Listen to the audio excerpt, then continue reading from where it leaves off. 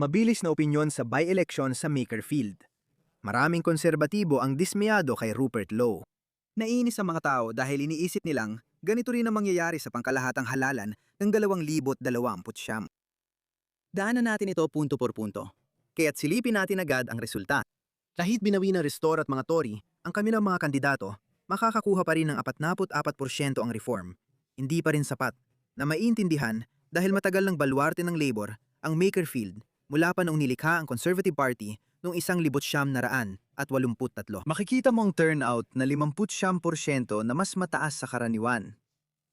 May ilang punto at aral akong gustong ibahagi, pati na rin obserbasyon. Kaya punto bilang 1, natutunang aral. Handang bumoto ng taktikal ang mga kaliwa na nagdadala sa akin sa pangalawang punto na kailangan lumala pa ang mga bagay-bagay dahil marami pa ring tao ang nasa gitna.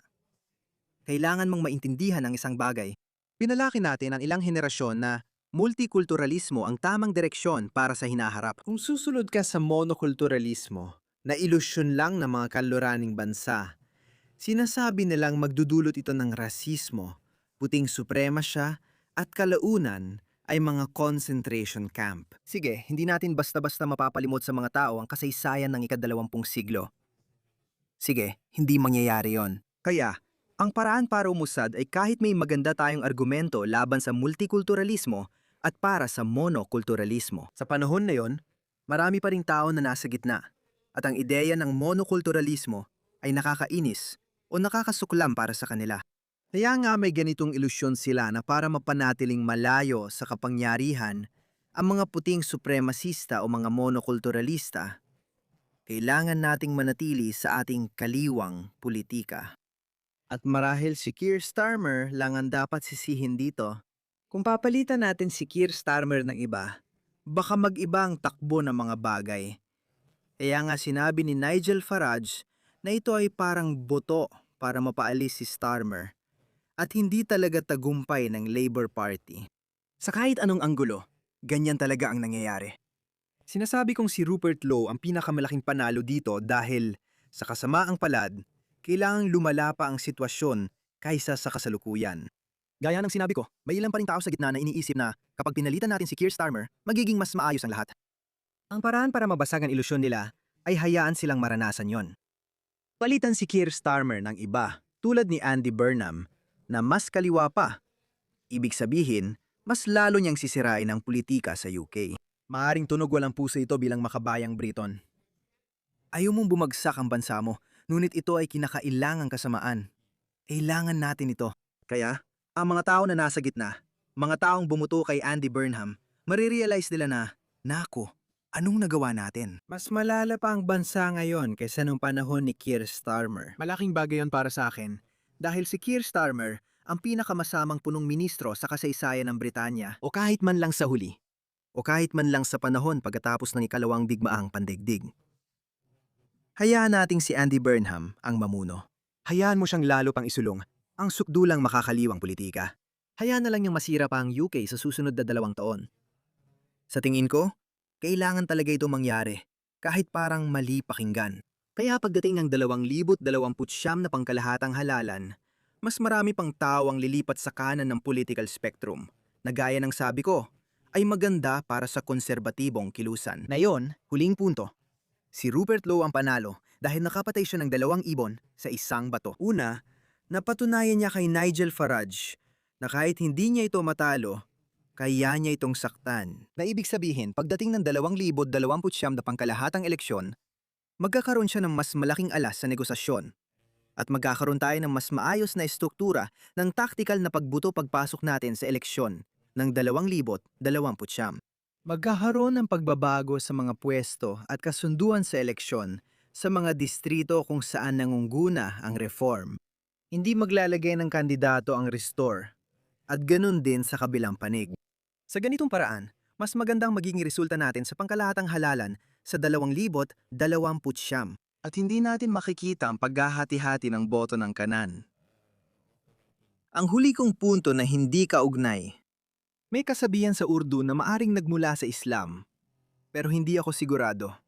Hindi naman ito mahalaga. Pero alam mo, sabi nila kung may darating na karunungan, kahit pa ito ay galing sa iyong kaaway, dapat mo pa rin itong tanggapin. May kasabihan sa Pakistan na karaniwan ng naririnig na kapag gusto ng Diyos na wasakin ang isang bansa, inilalagay niya ang mga walang kakayahang leader sa pamumuno. Isa yung paraan ng pagharap, pero totoo rin yun. Kaya nga si Keir Starmer, ipinapakita ang kalunos-lunos na kalagayan ng British society. Hindi ko sinasabi yon bilang panlalait o may tuwa. Sinasabi ko ito nang may kirot sa puso bilang isang nagmamahal sa kulturang British at nagnanais na umulad muli ang Britain at muling manguna sa mundo sa maraming larangan. Tingnan mo ang kalagayan ng lipo ng British na ang mediocre na taong ito ang namumuno. Tingnan mo siya. Pakinggan mo lang ang sinabi niya. Ang ebidensya, kung titingnan mo sa konteksto ng ibang by-election, ay nagpapakita na babago na ang ihip ng hangin laban sa reform na hindi na nila kayang manalo sa mga by-election na yon. Naabot na siguro nila ang rurok ng kanilang suporta at pababa na ito. Kaya magaling, binabati ko si Andy Burnham, pero sa totoo lang, nagbabago na rin ang ihip ng hangin laban sa reform. Kaya talagang mahalaga ito sa aspetong iyon. Itong tanga na ito, pasensya na sa paggamit ng salitang yon para kay Sir Keir Starmer. Sa tingin ko, hindi niya nga karapat-dapat ang titulong Sir. Baka wala talaga siyang alam, ewan, o baka nagsisinungaling lang siya. Ito ang dahilan kung bakit nagkaroon ng malaking panalo si Andy Burnham dahil gusto ng mga tao, mga botante ng Labour, na mapaalis siya. Ito ay boto para mapaalis si Starmer. Pero hindi niya makita yon. Ganyan ang kalagayan ng lipo ng British na meron tayong Prime Minister na palagi kong sinasabi, hindi niya kayang basahin ang sitwasyon. Ang gagong yon walang alam. Hindi niya alam ang nangyayari sa paligid niya. Magandang nanalo si Andy Burnham. Baka hindi ito mabuti para sa UK, pero tiyak na maganda ito para sa conservative na kilusan. Maaring patalsikin siya ni Andy Burnham at maging punong ministro ng UK sa loob ng 3 taon. At mas magiging masama pa siya kaysa kay Keir Starmer. Bumasakin niya umas, palalalain pa ang kalagayan ng UK kaysa kay Keir Starmer. Ngayon, malaking bagay na yon. Ano ibig sabihin nun? Ibig sabihin yung mga nasa gitna, sasabihin nilang tama na at paalisin na ang mga taong yon. Nandun din si Rupert Lowe noon. Hindi ko alam kung siya ang magiging pinuno ng kanang partido. At sa totoo lang, wala naman akong pakialam. Sa tingin ko, ang Reform at Restore at ang mga Tories ay kailangan magsanib puwersa balang araw para mapigilan ang mga kaliwang baliw na yan na makakuha ng kapangyarihan. May isa pa akong gustong sabihin. At maraming tao naiinis kay Rupert Lowe na hindi raw niya dapat hinahati ang buto ng mga konserbatibo. Sa totoo, hindi ko iniisip na mahalaga ang mga by-election. Hindi ka magkakaroon ng malaking epekto kahit pananalo ang kandidato ng reform. Kahit ganon, wala rin namang mababago. Sa totoo lang, makakasama pa nga ito sa ating layunin dahil si Keir Starmer ay mananatiling namumuno at mananatili lang na kasing sama ng dati ang mga bagay-bagay. Pero kay Andy Burnham, mas lalala pa talaga ang mga bagay dahil ito ay politikang kaliwa. Siguro naging kaliwa ako kung nabuhay ako sa Nazi Germany. Dahil nung panahong yon, maari mong gamitin ng ilang mga pagpapahalagang kaliwa. Pero sa panahon na yon, lason na ang mga pagpapahalagang kaliwa. Hayayos lang na ang mga partidong kanan ay magdiskusyon, magbangayan, ilabas ang kanilang mga ideya. Hayaan si Rupert Lowe na maglatag ng matitinding ideya laban sa multikulturalismo. Hayaan ang reforma na pumili ng mas makatuwirang gitnang pananaw. Tingnan natin kung sino mas makakaakit ng maraming tao sa kanyang panig. Labanan ito ng mga ideya, mga kaibigan.